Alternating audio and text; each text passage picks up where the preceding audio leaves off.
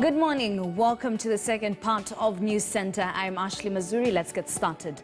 The plan to decongest Nairobi City by moving bus termini outside the Central Business District in Nairobi Central Business District has elicited reactions from stakeholders in the transport sector.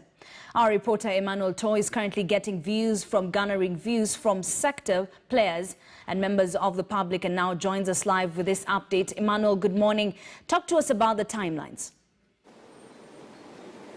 Well, thank you very much, Ashley, for this link.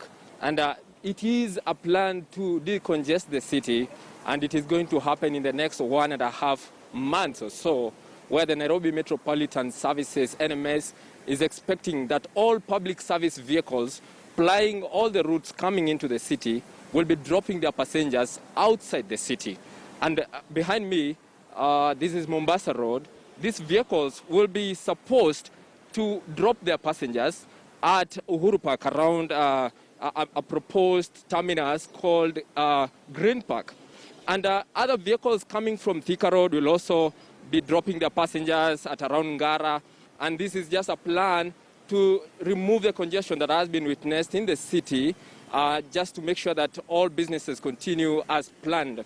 So the stakeholders in the industry, or the matatu and border operators, are speaking into this issue. And I'm joined by some officials from the Matatu and Borders Operators Federation of Kenya. And the chairman, he's here, the national chairman. And let me just get some views from him on what he thinks. Why are you opposed to this plan? Hujambo sana. First and foremost, I would like to say that I commend the NMS for they are really trying. I've been in contact with now Minister Major General Badi, and he's a good man. And we've had personal sessions in his office whereby we've talked about the decongestion of the city. But it seems like just like any other regime that comes in, he has been misadvised and told that the way forward is to decongest the city is by removing the matatus from the CBD. Right now I want to ask you, looking behind me here, how many matatus can you see? Out of 100 private vehicles, you only find that there's only one matatu. So when did we become so blind that every time we want to decongest the city, we cannot see what is obvious? All these are private vehicles. Look at them. One passenger, one driver with one passenger. This is what is ailing our country. So what's your suggestion? We are very blind to the reality that what we need to do is like all the other developing countries. Let's embrace the public transport system. We need to deal with the real issue here. The real issue is that everybody is now using their private vehicles. Okay. And what they are suggesting is that Wanjiku, who is the majority in this country, has to trek from Green Park to the town. The Wanjiku has to trek from Ngara all the way to the CBD. Why are we being so unfair? So as a federation, we are saying that we are not moving out of the CBD, and we need the NMS boss, Badi, to call us for a meeting. We were called for a meeting last week, but the venue was unconducive, so the meeting did not go on. And what we are saying is, if he meets us, we'll be able to tell him what really needs to be done. Right. But we cannot punish Wanjiku for the sake of a few. Okay, thank you so much. Let me speak lastly to the Secretary General, and let's just talk about the BRT system that is supposed to come in. What are your comments about that? On the issue of the BRT, we are not opposed to the BRT, because BRT is a system. It is not a bus. The notion that people have is that BRT are these very long buses and very big buses. We can incorporate the matatus that we have currently to the BRT system so that they follow the system systematically, where it goes with time.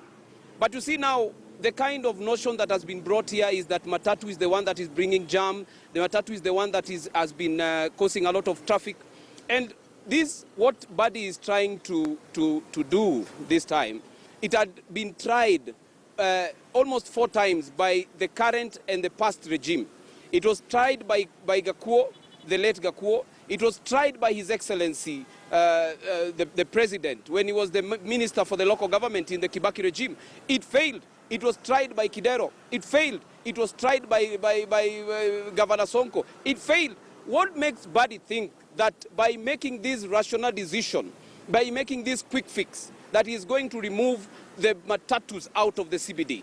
That is not supposed to be the way. The way forward is for us all to join hands as stakeholders and as the government and to see the way forward on how we can mitigate this particular issue.